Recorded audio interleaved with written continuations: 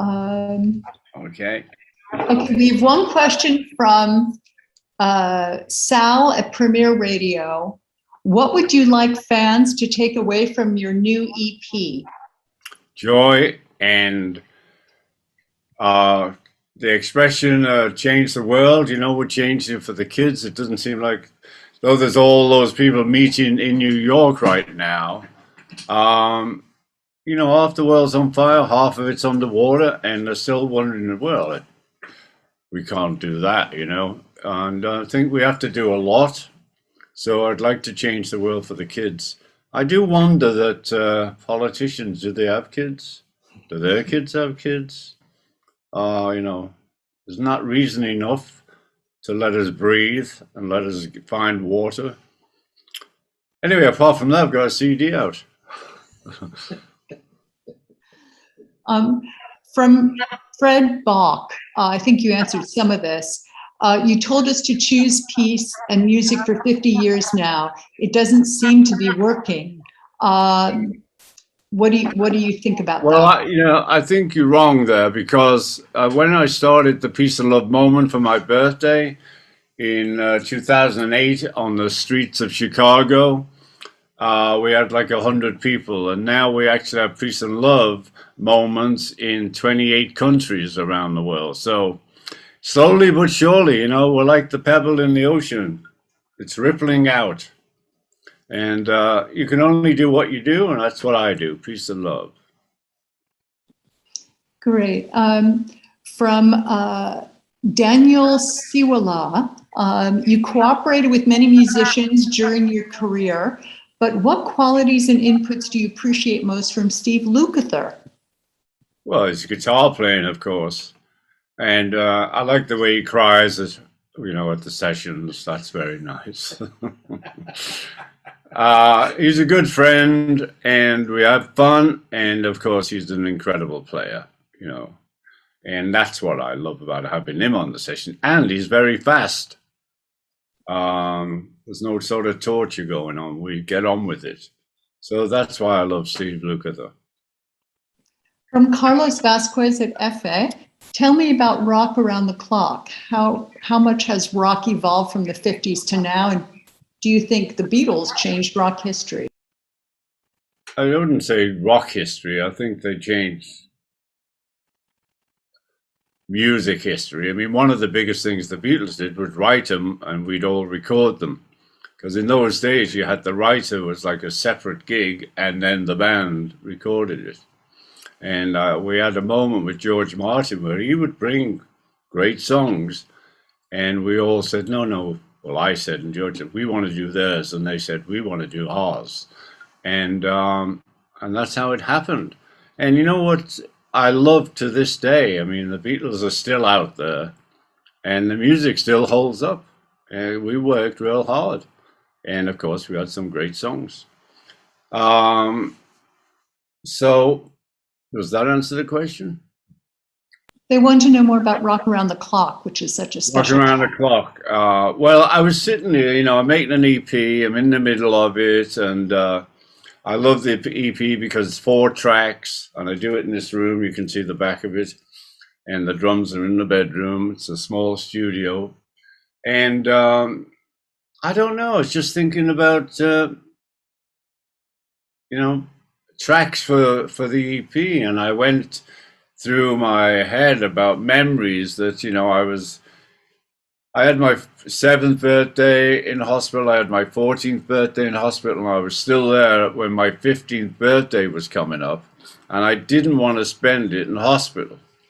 And so my mother talked to the doctors and everything. I had TB, and I'd been there over a year, so I was doing pretty good. And so they decided they'd let me out. And first of all, I went down to London with my stepdad and my mom to see his folks. And then we came back to Liverpool. And then my granddad took me to the Isle of Man, island of Britain. And it was incredible because I went to see Rock Around the Clock, the movie. It was on there. And it was full of like crazy British holidaymakers with kiss me quick hats and a little out of their minds. And I'm sitting there, you know, I've been in hospital. I don't know too much about what's going on lately. And they ripped up the cinema. I mean, they just threw the chairs, they ripped them out. And I was going, wow, this is great. And so it was such, you know, that moment is like in my head. I remember that moment like it was yesterday. And anyway, I said, well, I'm going to do Rockin' Around the Clock. And, you know, because it's my EP, I can do whatever I like. So I thought Rockin' Around the Clock's going to be great. And I did a sort of a brushes version of it, you know, like old school. And then I thought, no, put the sticks on. And then I rocked. And then I called Joe Walsh and he rocked. And it's a separate solo.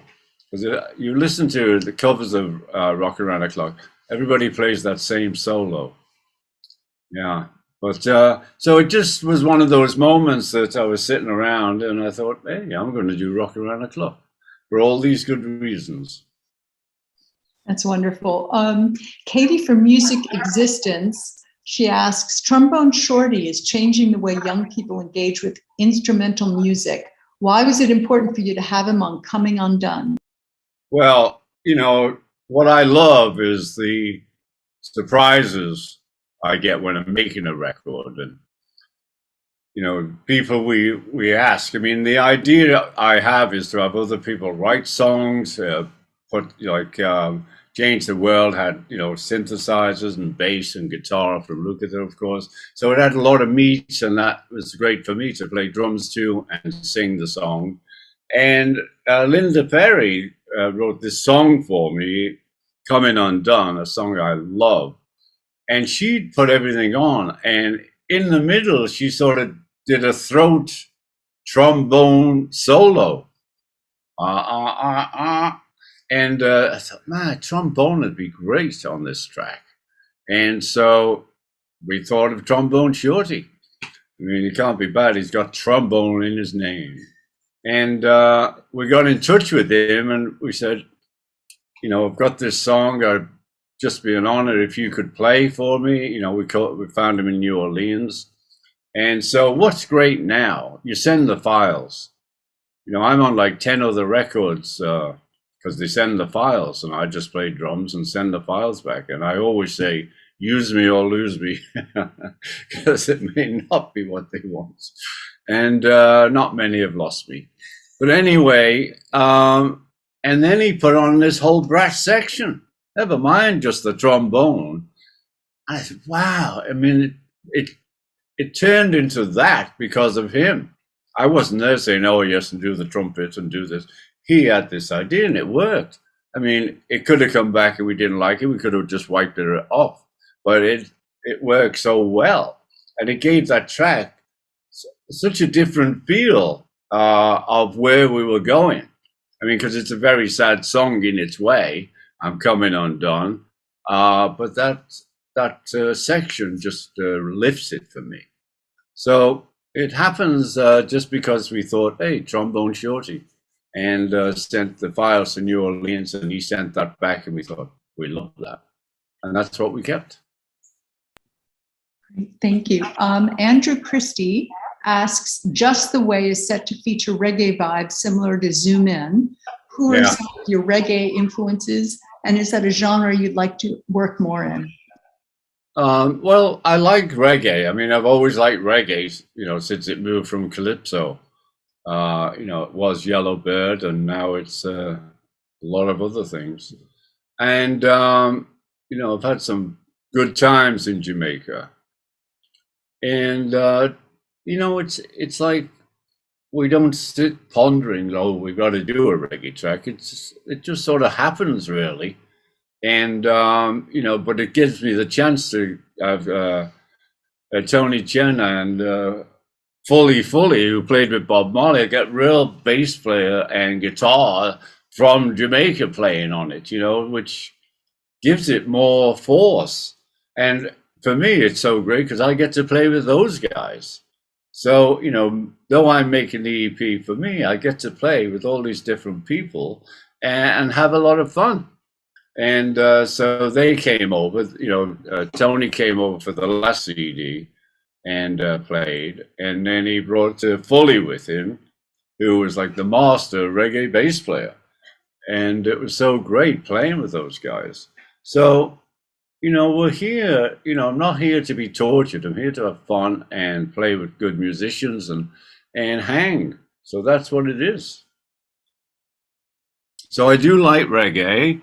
And my son just did an album with Toots, who's dead now, God rest his soul, but they got a Grammy.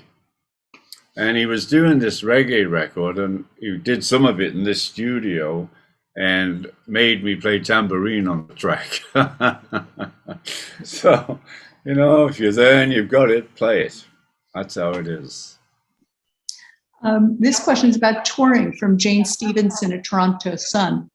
You're originally going to launch your latest all-star tour in Canada 2 years ago, Casino-Rama. Do you think you'll make it back up here? And what are the tour plans as they stand now?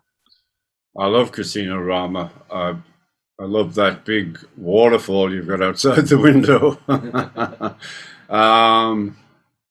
Well, they've sent me.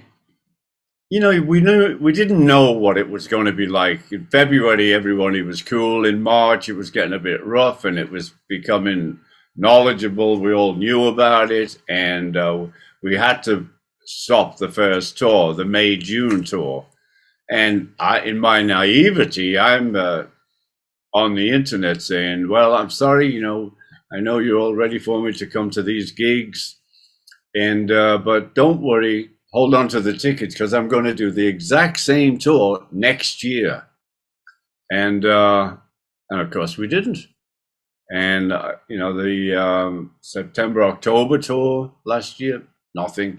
This year, I'm not going out this year. But I've got the tour lined up for next year. They've sent me the itinerary already for next year. But, it's impossible to say now if it's on. I'm saying in my heart it's on, but let's see where we are. But getting through the pandemic, has not been easy. But what makes it easier for me is that I get a chance to make music here, or send the files and hang out with other musicians. Like last year, though, we'd all be tested before we joined up together, and this year we've all had our jabs, so we sort of hang out, not for a long time. Like Nathan East comes over, and so it's been a very strange year. But when the tour dates come up, I feel myself, oh God, I want to be on tour, and it's not going to happen. That's just the truth of the whole deal. It's still dodgy. I mean, Bob and I were just over in England. We went over there to see our kids and the grandkids and everybody, and we had a couple of weeks there, which was great. And but you're still a bit like, whoa, walking up King's Road. We're the only ones with masks on, but that's how it is. I mean, this year I feel because of the vaccination, we can actually move a little more than we did last year. So yeah, this pandemic, it's not like we can go anywhere. I keep thinking, I'll just get a plane and go. Where? It's everywhere. That's what it is.